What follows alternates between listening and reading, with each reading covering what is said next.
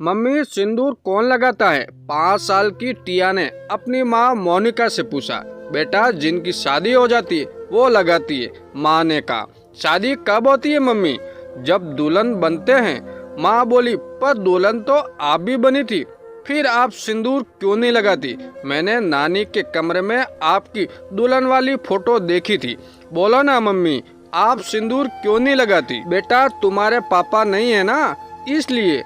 पापा आ जाएंगे तो आप सिंदूर लगाओगी मम्मी, टिया बोली। हाँ, अब सो जाओ चुप साप, मोनिका ने टिया को टालने के लिए कहा। थोड़ी देर में टिया सो गई, पर मोनिका की आंखें से नींद अब गायब थी। टिया जब 1.5 साल की थी, तभी उसके पापा यानी मोनिका के पति रितेश की मौत एक कार दुर्घटना में हो गई थी। ससुराल वालों ने भी माँ बेटी की जिम्मेदारी लेने से मना कर दिया और मोनिका अपनी बेटी के साथ मायके आ गई। नौकरी वो टिया के होने से पहले भी करती थी और अब भी करती है। नानी नानी, पापा कब आएंगे? कब मम्मी सिंदूर लगाएगी? अगले दिन टिया अपनी नानी से बोली। बेटा, तुम चाहती हो तुम्हारी मम्मी सिंदूर लगाए?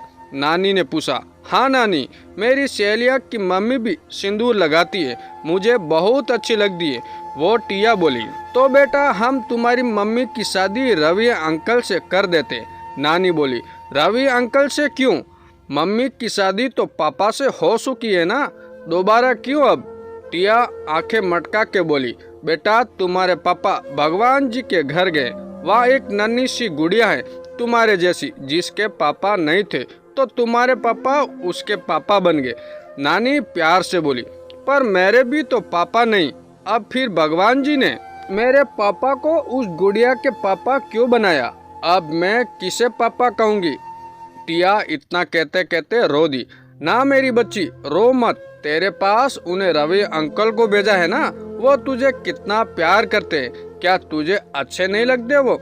नानी ने पूछा। रवि अंकल तो बहुत अच्छे हैं नानी, टिया आंसू पोंछते हुए बोली।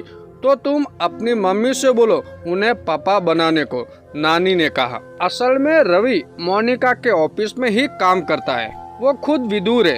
एक हादसे में वो अपनी पत्नी और बेटों को खो चुका है। वो मोनिका को पसंद करता है, घर पर भी आना जाना है उसका। टिया भी उसे पसंद करती है।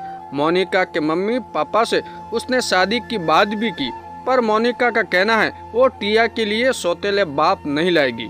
मम्मा, अगले महीने मेरा बर्थडे है, आप मुझे क्या गिफ्ट दोगी? रात को सोते वक्त टिया ने मोनिका से पूछा। क्या चाहिए मेरी बच्ची को? मोनिका उसका आधा माथा सूंघते हुए बोली। मम्मी, मुझे पापा चाहिए, टिया मोनिका के गले में बाहें डालती हुई बोली। टिया, ये क्या जिद है बेटा, तुम्हें पता है पापा नहीं आ सकते, मोनिका बोली। मम्मा, पापा नहीं आ सकते तो आप रवि अंकल को मेरे पापा बना दो, टिया आंखें मटकाते हुए बोली। टिया, चुपचाप सो जाओ, सुबह स्कूल जाना है, बहुत बोलने लगी हो तुम, मोनिका ने डांटा। टिया गुस्से में रोते हुए सो गई। क्या हुआ मोनिका बेटा? टिया कुछ उदास है। अगले दिन टिया की नानी ने पूछा। जिद्दी हो गई है बस, और कुछ नहीं। ऐसी क्या जिद है इसने? बोलती है रवि अंकल को मेरे पापा बना दो। तो क्या गलत कहा उसने? कितनी सी है अभी, बाप की भी कमी खलती होगी उसे। तू तो फिर भी ऑफिस में रहती है, वो बच्ची पड़ोस के बच्चों के पापा को देखकर कितनी मायूस होती है, मैंने देखा है। फिर रवि खुद भी तो तुझसे शादी करना चाहता था, वो भी अधूरा है। तुम दोनों मिलकर पूरे हो जाओगे और बच्चे की भी खुशियाँ मिल जाएगी उसे, मोनिका की माँ बोली। माँ, आप भी बेटा, तेरी माँ ही नहीं, हम सब भी यही चाहते हैं, मोनिका के पापा ने कहा।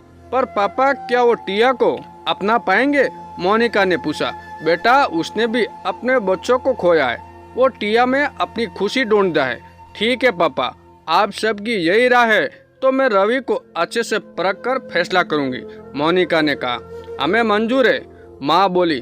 मोनिका ने रवि से बात की, सब ऊंच नीच समझाई, ये भी कि वो सिर्फ घर वाले और टिया के लिए फैसला लेगी। साथ साथ उसने टिया के प्रति रवि के व्यवहार को भी अब बारीकी से परखा। रवि को देख टिया वाकई में खिल जाती थी। रवि की आंखों में भी उसने टिया के लिए प्यार देखा। आज टिया का जन्मदिन है। केक काटने के बाद टिया मम्मी बोली, मेरे लिए क्या गिफ्ट लाई हो आप? ये रहा बेटा आपका गिफ्ट, आपके रवि अंकल जो बहुत जल्द आपके पापा बनेंगे। टिया की नानी ने कहा। सच मम्मी, टिया अविश्वास से बोली। मोनिका ने मुस्कुराकर सिर हिला दिया। ये मुझे गिफ्ट में पापा मिले। अब मैं भी अपनी फ्रेंड से बोलूंगी, देखो मेरे भी पापा है। टिया ये बोल रवि की गोद में चढ़ गई। रवि ने उसका माथा सूम लिया।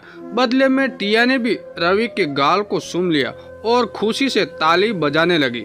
बच्ची की खुशी देख सबकी आंखों में खुशी के आंसू आ गए।